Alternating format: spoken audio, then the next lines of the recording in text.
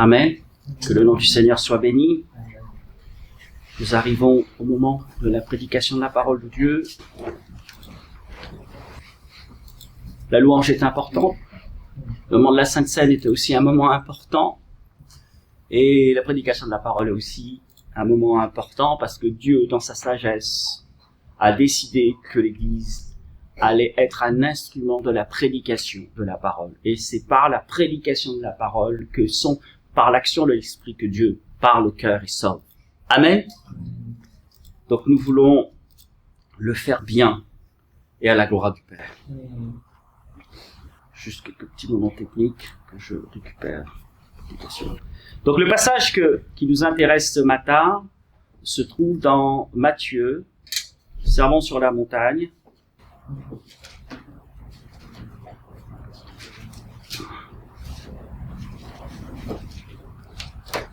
Vous connaissez le livre de Matthieu. Juste pour introduire le contexte, Matthieu va écrire 5 grands discours et il va le structurer sur le même format du Pentateuque. Et c'est pour cette raison que quand on analyse un petit peu Matthieu, il y a certains théologiens qui disent c'est le Christ et là il y a une reproduction de ce qui a été fait par Moïse, donc Christ est le nouveau Moïse. Et effectivement c'est ça. Et ce qui est extraordinaire, vous avez la généalogie, et ensuite Moïse est présenté comme le législateur. Effectivement, il est monté sur la montagne, il a reçu la loi et il l'a donné au peuple d'Israël. Et c'est pour cette raison que Matthieu commence par les lois du royaume. Voilà la subtilité. Et après, vous verrez ensuite, tout est structuré par rapport au Pentateuque. Et la loi du royaume nous concerne ce matin. Vous êtes d'accord avec moi? Parce que nous sommes les disciples de Jésus-Christ. Et nous allons faire un petit saut, du côté du chapitre 5, donc le premier chapitre, de la Sermon sur la montagne. Donc, le temps que je trouve ça, hop. Et nous lirons, le Sermon sur la montagne. Bon, il y a beaucoup à dire, mais ce matin, nous allons nous concentrer sur quelques versets, et qui commencent à partir du verset 13. Vous êtes le sel de la terre. Si ce sel perd sa saveur, avec quoi la salera-t-on? Ce sel ne vaut plus rien. Il est bon qu'à être jeté dehors et piétiné. Vous êtes la lumière du monde. Une ville au sommet d'une colline n'échappe pas au regard. Il en est de même d'une lampe, si on l'allume, ce n'est pas pour la mettre sous une mesure à grains. Au contraire, on la fixe sur un pied de lampe pour qu'elle éclaire tous ceux qui sont dans la maison. C'est ainsi que votre lumière doit briller devant les hommes pour qu'ils voient le bien que vous faites et qu'ils en attribuent la gloire à votre Père céleste. Amen. Seigneur, nous l'avons chanté, merci pour ta parole. Ta parole, Seigneur, est une lampe à nos pieds, une lumière sur notre sentier. Comment le jeune homme, la jeune fille, rendra-t-il pur son sentier en se dirigeant selon ta parole? Ta parole, Seigneur, tu veilles sur elle pour l'accomplir. Et elle ne retourne pas à toi sans avoir accompli tes desseins. Et Jérémie nous apprend aussi, Seigneur, que tu agis puissamment. Et nous apprenons aussi, Seigneur, que les projets que tu as formés sur nous, ce ne sont pas des projets de malheur, mais de bonheur, pour nous donner une espérance, un avenir. Cette parole aussi, Seigneur, elle est comparée à une épée à double tranchant. Parce que, Seigneur, elle juge nos sentiments, nos pensées. Et ce matin, je veux me réjouir de cela. Parce qu'ainsi, Seigneur, je ne suis pas laissé à moi-même, Seigneur, abandonné à moi-même. C'est toi qui me guides par ta parole. Alors ce matin, nous voulons être attentifs. Nous voulons nous laisser pétrir, façonner, transformer par ta parole. Afin, Père, que tu sois glorifié. Dans le très bon nom de Jésus-Christ, je t'ai prié. Amen. Le sermon sur la montagne s'ouvre par les béatitudes. Heureux. Qui décrivent l'identité et le caractère du peuple du royaume. Pauvre en esprit. Alors, je fais une petite parenthèse. Ça ne veut pas dire inintelligent. Hein. Ça veut dire que, et c'est le premier verset qui commence le discours, heureux les pauvres en esprit. Alors, qu'est-ce que cela signifie? Heureux les disciples qui prennent conscience qu'ils sont spirituellement faibles. Et en prenant conscience de notre faiblesse, ils sont poussés à aller quémander à Dieu, Seigneur, donne-moi ton esprit. Je veux y arriver. Je veux y arriver. Parce que ce que tu me demandes dans le chapitre 5, 6, 7, il faut que je le vive. Alors, parfois c'est compliqué, mais je veux y arriver. Et ce que je sais, c'est que je ne peux pas y arriver sans l'aide de ton esprit. Amen. Alors oui, le caractère du disciple, du peuple de Dieu. Pauvre en esprit, miséricordieux, artisan de paix. Matthieu souligne que la justice ainsi pratiquée n'est pas une conformité extérieure, premièrement, mais une vie de compassion, de miséricorde et d'amour du prochain. Donc, ce que nous sommes est plus important. Je ne dis pas, ce que nous sommes est plus important que ce que nous faisons. Je ne dis pas que ce que nous faisons n'est pas important. Je dis que, de prime abord, Dieu nous change. Et c'est parce que nous sommes disciples de Jésus et un disciple authentique que nous produirons du fruit qui sont en accord avec ce que nous sommes en Jésus-Christ. Est-ce qu'on est d'accord avec ça? Amen. Et ce que Matthieu nous apprend, c'est que la finalité de cette justice est l'entrée dans le royaume des cieux. Autrement dit, vivre dès maintenant comme fils et filles de Dieu dans la nouvelle identité renouvelée que Christ nous a donnée. Et je pourrais faire une corrélation avec le fils, le jeune homme riche. Que dois-je faire pour hériter la vie éternelle? Jésus va lui répondre. Et il dit, mais j'ai déjà fait tout ça. Mais alors, libère-toi de Mammon.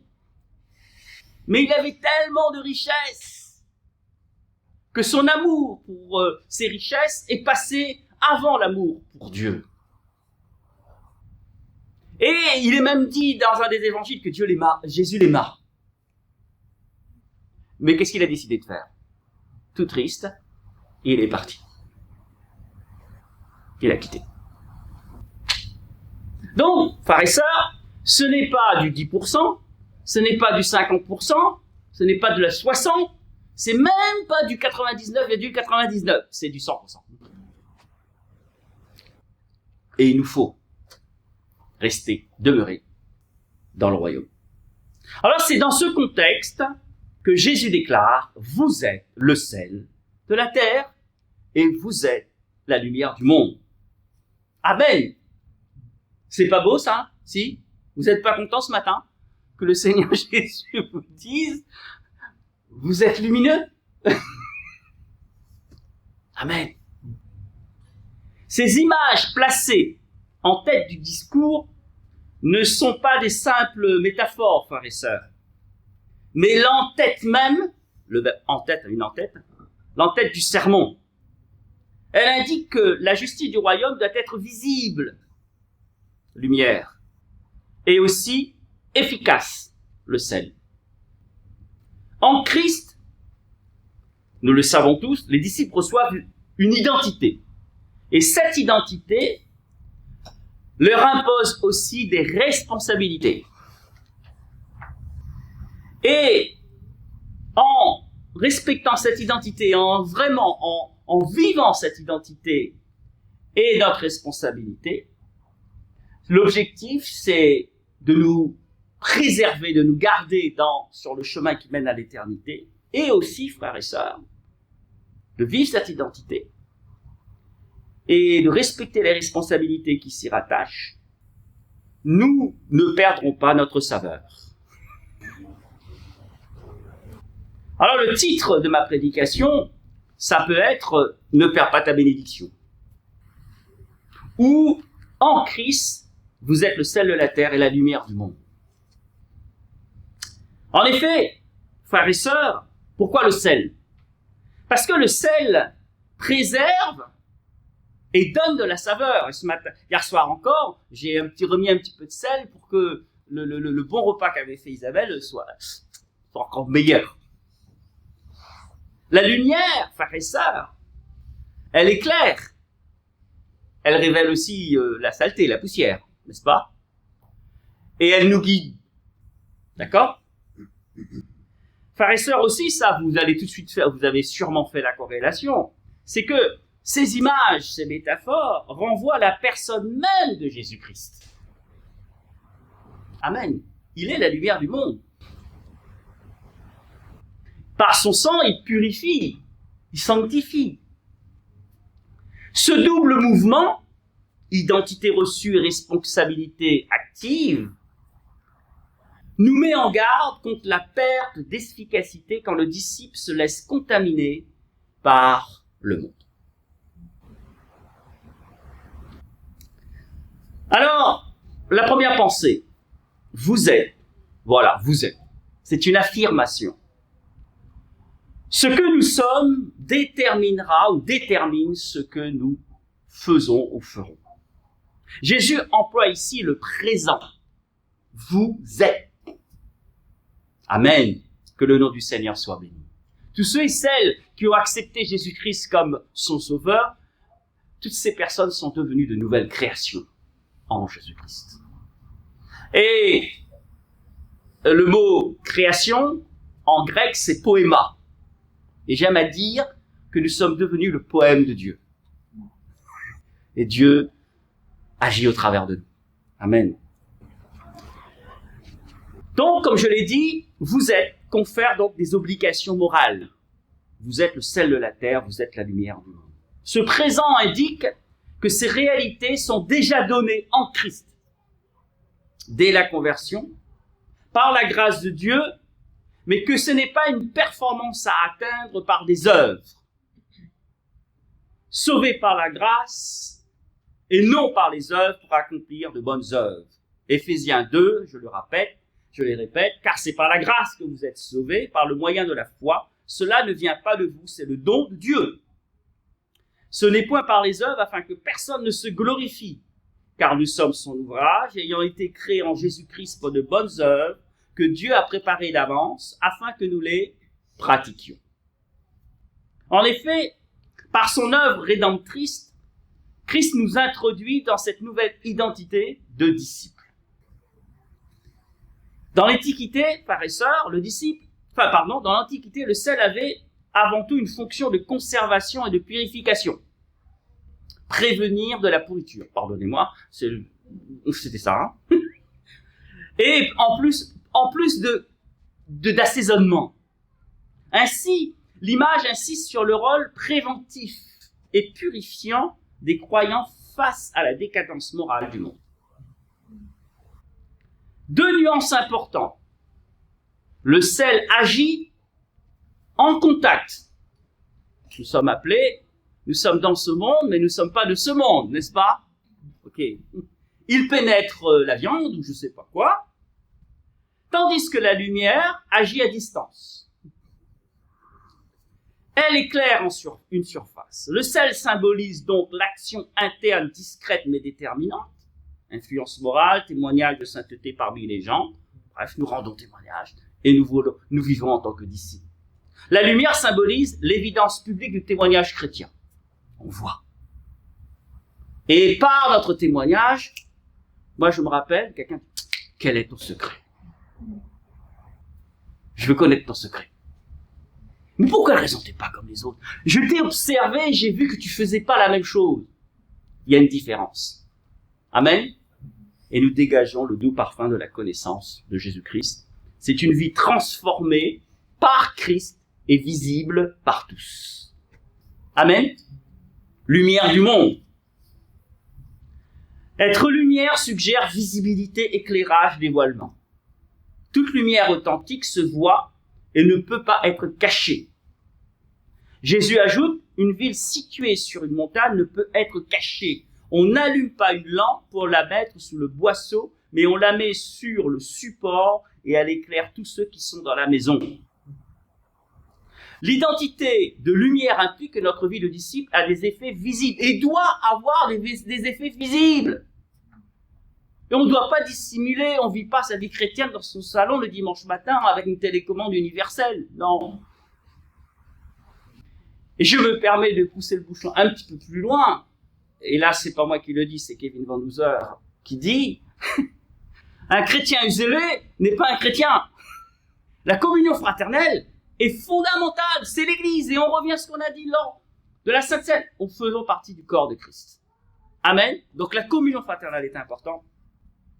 Et notre témoignage est une chose importante pour Dieu. Et c'est pour cette raison qu'il nous laisse dans ce monde pour que par notre témoignage, il puisse voir que nous sommes disciples de Jésus-Christ. Amen.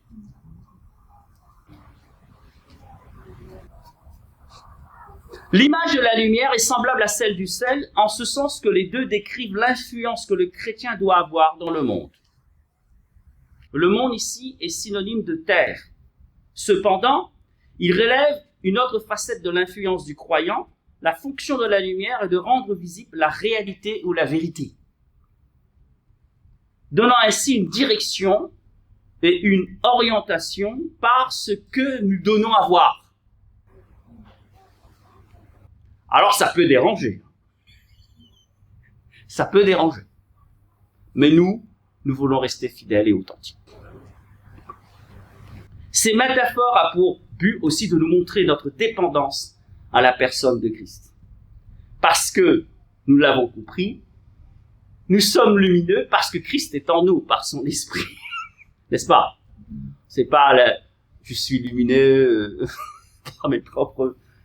Il est lui-même la lumière et ses disciples ne brillent que parce qu'ils reflètent sa lumière. Jean, chapitre 8, verset 12. Cette première pensée nous rappelle que nous sommes invités à demeurer en lui et à conserver la forme du royaume dans la vie quotidienne, et en n'oubliant pas que par sa grâce, parce que nous sommes une nouvelle création en Jésus-Christ, je suis la lumière du monde, et je suis aussi le sel de la terre. La deuxième pensée, dès lors, parce que j'ai reçu, ça implique une responsabilité. C'est la deuxième pensée. Donc responsabilité, mais attention, il y a des dangers, il y a des risques. Il nous faut garder la saveur que Christ nous a donnée. Cette bonne saveur, ce doux parfum de la connaissance de Jésus-Christ. Et que notre lumière brille à la gloire de Dieu. Donc ce texte, frères et sœurs, contient une mise en garde. Si le sel perd de sa saveur. Et je vous avoue, parce que j'ai fait quand même un peu de chimie, j'ai regardé la formule du sel. Alors c'est NaCi, Na4Ci. Et normalement, d'un point de vue chimique, le sel, de proprement parler, ne peut pas perdre sa saleté. sa salinité, je préfère. Pardon, excusez-moi. Alors, j'ai écrit, si le sel perd sa saveur. Alors, qui, expliqué, renvoie non à une impossibilité chimique, parce que c'est comme ça. C'est le composé chimique qui fait du sel ce qu'il est, lui donne d'être salé. Donc, mais Seigneur, mais comment peut-on perdre alors du coup? Par la contamination avec des impuretés et le mélange avec d'autres choses.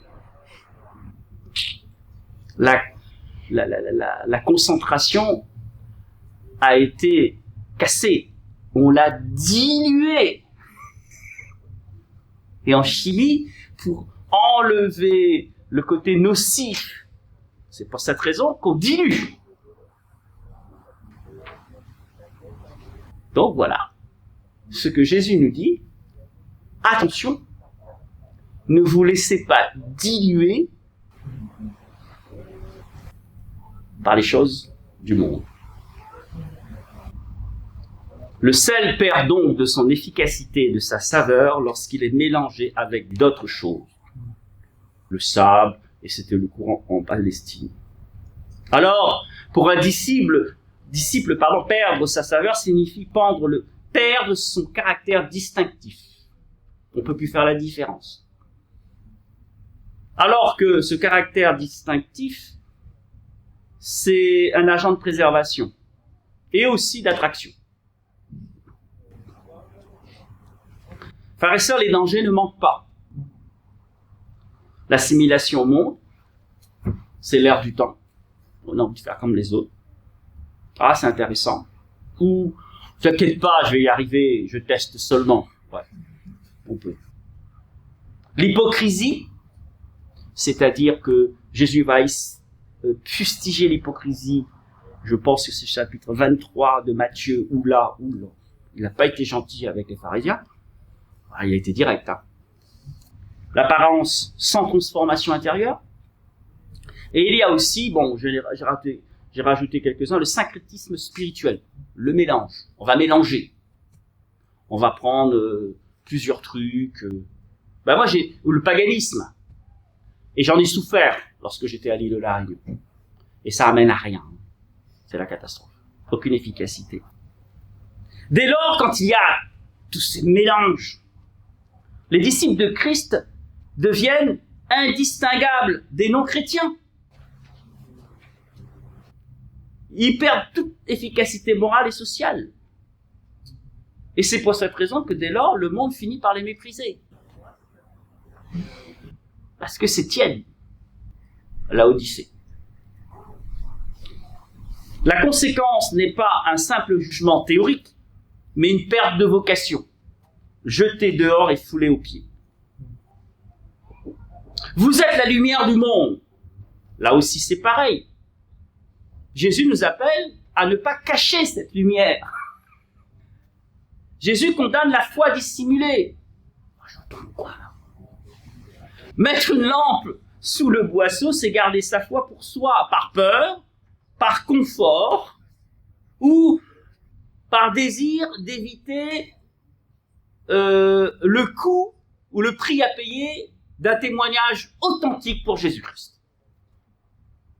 Parce que nous savons, la parole de Dieu nous dit, celui qui voudra vivre pieusement sera, moi je veux pas. J'ai pas envie de souffrir, je veux vivre ma vie chrétienne dans mon coin, comme ça je suis tranquille. Non, le Seigneur dit non. J'ai besoin de toi, parce que ce monde se perd. Il a besoin de nous. Amen. Toutefois, le texte nous rappelle l'équilibre évangélique face au motif suivant. Matthieu 6, verset 1. Nous met en garde contre des œuvres bonnes faites pour l'applaudissement humain. Alors moi, je vais faire des bonnes œuvres, comme ça on va me voir, et comme ça je vais avoir ma récompense. Et là, il y a un équilibre. Matthieu 6, verset 1, met en garde contre les œuvres bonnes, parce qu'on cherche la reconnaissance humaine. Ici, Jésus précise le bon motif. Laissez votre lumière briller, afin que les hommes voient vos bonnes œuvres, pour que le Père soit glorifié. Et si vous lisez, c'est que du coup, les pharisiens cherchaient la reconnaissance des hommes, et qu'est-ce qu'il est écrit ? Ils ont déjà reçu leur récompense. Ce n'est pas la recherche d'honneur, mais l'approbation du regard de Dieu, qui du coup légitime la visibilité et l'authenticité du disciple. Ces images donc doivent nous interroger sur notre vie d'église. Vous êtes C'est pas tu es, vous êtes. Dimension individuelle, bien sûr, mais aussi collective. C'est au pluriel. L'Église, comme corps, est appelée à être sel et une lumière. Et je rends grâce au Seigneur parce que le témoignage qu'on rend ici, je suis sidéré. On m'appelle mon père. Je vais pas... C'est pas grave, mais il y a un respect. Et ils sont contents. Et ce matin, comme d'habitude, Saïdou dit café. Hein, t'avais vu Jean-Baptiste, il veut me offrir le café. Donc ce matin, je suis allé chercher le café. Même si c'est un jeûne et prière, j'ai pris mon café. Parce que sinon, donc, je suis allé prendre le café. Et là, dans la petite tasse, il me donne un petit bonbon spéculoos. Hormis le fait que j'aime pas le spéculoos, c'est pas grave. Il me dit, mais mon père, vous mangez pas? Et là, je lui dis, mais c'est une journée de jeûne et prière. Ah, d'accord, c'est quoi ça? Je lui explique. Et là, je lui dis, ben, on prie pour vous aussi. Ah, merci beaucoup. Et là, il a posé des questions. Et il y a un respect. Que le Seigneur soit béni. Et continuons, frères et sœurs, à garder cette saveur. La fonction de l'Église comme agent de préservation morale et de témoignage social. Non comme une enclave séparée. Non, non, non. Non. Et c'est vrai que nous prions pour une salle. D'accord? Mais j'ai dit, Seigneur, mais quand on aura la salle, on fait comment là pour ici? Parce que moi j'aime bien. Il y a le kakimono qui est là, et les gens sortent le voir. Après ils font ce qu'ils veulent. Mais nous on est là où les gens sont. Non? Et c'est l'objectif. Seigneur, utilise-nous. On veut pas être à côté, on veut être dedans. Tout en gardant notre identité, notre saveur. Et ne pas oublier que Dieu nous appelle à être la lumière du monde. Donc, frères et sœurs, ce qui implique bien sûr, pour garder cette saveur et être la lumière du monde, ce n'est pas le sujet de la prédication, mais il y a une formation éthique. Il y a la sanctification, la persévérance dans la sainteté. Il y a la consolidation de la vie communautaire. Dimanche dernier, c'est ce qu'on a fait. Donc on met en place des choses pour que cette unité soit préservée. Et c'est à ces conditions-là que le sel reste salé, que notre lumière éclaire durablement. Amen. Enfin, la menace du rejet social pour ceux qui perdent leur vocation illustre que l'absence de fidélité en écourte la crédibilité de l'évangile. Donc on salit. Même si de manière absolue, Dieu a décidé de nous utiliser. Donc nous n'avons pas le droit de salir l'évangile.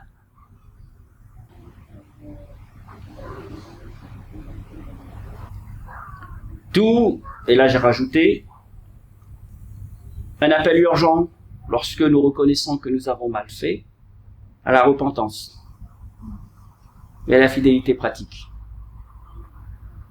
Si nous avons péché, il est juste et bon. Si nous confessons le péché, pour nous les pardonner. Et Matthieu 3, dans Matthieu 3, Jean-Baptiste ne va pas être doux avec les pharisiens, race de vipères, et dit, produisez les fruits dignes de la repentance. Alors maintenant, on va se focaliser un petit peu plus sur le côté pratique. Vivre comme sel et lumière aujourd'hui. Cette question, frères et sœurs, est d'actualité. Elle demeure. Alors la question, c'est comment l'Église et le croyant peuvent-ils incarner cette identité et la responsabilité dans un monde compliqué, où le péché est comme un tsunami. Frères et sœurs, je l'ai déjà dit à maintes reprises depuis le démarrage de cette nouvelle année, en Christ seul et par Jésus-Christ seul. Christ est notre fondement. Dieu a décidé que c'est par lui et par lui uniquement. Tout converge en Jésus-Christ. C'est lui qui nous purifie par son sang versé. Et c'est lui, par sa présence et son esprit, qui nous permet d'être une lumière. C'est lui, sans lui, frères et sœurs, nous ne pouvons pas être ni le sel de la terre, ni la lumière. C'est en demeurant en lui, et il le dit dans Jean 15, sans moi, vous ne pouvez rien faire. Et je me suis un petit peu attardé, je dis, Seigneur, mais qu'est-ce que tu dis rien? Est-ce que c'est vraiment rien? Et malheureusement, quand on prend le mot grec, c'est vraiment rien. Et Jésus dit, mais sans moi, vous ne pouvez rien faire. Alors, nous pouvons faire des choses. Nous faisons des choses. Mais l'objectif, c'est de faire des choses qui participent, qui sont dans la volonté de Dieu. Nous recevons la capacité d'accomplir cette mission par Jésus-Christ. Notre capacité vient de lui, par son esprit. Nous ne sommes pas appelés à fabriquer notre lumière, mais à refléter celle de Jésus-Christ. Dans la vie personnelle, la sanctification. Refuser la compromission et rester intègre. Marcher dans l'intégrité, l'authenticité. Par l'amour, un amour concret et véritable. Bonté, pardon, justice dans nos relations. Mais un amour sans compromis avec le péché. Par le témoignage, nous voulons témoigner autour de nous de ce que Dieu a fait dans nos vies et prêcher la bonne nouvelle de l'Évangile avec simplicité de cœur et aussi courage, parce que parfois c'est un peu compliqué. Hein? Dans la vie communautaire, notre objectif, c'est d'être une église accueillante et hospitalière qui incarne la compassion de Christ. Nous ne sommes pas là pour juger. Christ jugera. Nous sommes là pour prêcher la vérité de l'Évangile. Nous voulons aussi, et si Dieu nous le permet, dans la justice sociale, s'engager pour ceux qui sont dans des situations compliquées. Et Ésaïe 58, versets 7 à 8, il est parlé de pauvres et d'opprimés. Et dans Ésaïe 58, il dit « Alors ta lumière poindra comme l'aurore. » Nous sommes aussi invités, frères et sœurs, à persévérer dans la prière. Donc aujourd'hui, c'est un jour de jeûne et prière. À persévérer comme les premiers apôtres. Hein. Ça change pas, la recette fonctionne, donc on la garde. Persévérer dans la prière. Persévérer dans l'enseignement des apôtres, dans la parole. Et veiller à tout ce qui pourrait affadir notre spiritualité. C'est-à-dire rendre fade. Frères et sœurs, nous ne pouvons pas le nier. Aujourd'hui, le monde souffre. Il n'y a plus de référence. Et avec mais ça revient, alors je vous en parle, ça revient comme un disque rayé. Le déconstructionnisme avec les philosophes post-modernes, Derrida et Levinas. Tout déconstruire parce que nous avons été formatés. Donc il n'y a plus aucune référence. On a changé les bandes anciennes de place, voire on les a complètement enlevées. Donc, quand il n'y a plus de référence, l'homme est livré à sa propre nature, et c'est comme dans les juges, l'homme fait ce qui lui semble bon. Donc le monde souffre de corruption morale, d'injustice, et quand on voit tout ce qui se passe, les horreurs, franchement, frères et sœurs, quand on voit ce que l'homme peut être capable de faire, il y a des choses qu'il ne vaut mieux pas les voir. Et la violence engendre la violence. La haine engendre la haine. Et c'est une spirale que Jésus est venu casser. Plus que jamais, l'Église doit être le sel qui préserve et la lumière qui éclaire. Le défi, frères et sœurs, n'est pas de devenir quelque chose d'autre que ce que nous sommes en Jésus-Christ. Mais le défi est de rester ce que nous sommes en Christ. En gardant la saveur et en laissant la lumière de Christ briller à travers nous pour la gloire du Père. En conclusion, Matthieu 5 nous rappelle une vérité fondamentale. En Christ, nous sommes déjà le sel de la terre et la lumière du monde. Mais cette identité entraîne une responsabilité. Garder notre saveur et ne pas cacher la lumière. Perdre la saveur ou cacher la lumière, c'est renier notre vocation et rendre notre témoignage inefficace, inutile. Mais, en demeurant unis à Jésus, comme le sarment est uni au cep, la vraie lumière et le véritable sel nous permet d'être efficaces dans notre mission.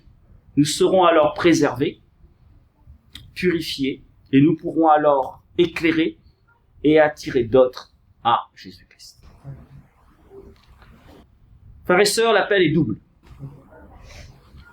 Cultiver notre vie intérieure pour garder la saveur et engager, que chacun puisse s'engager dans le monde pour laisser briller la lumière de Christ en lui.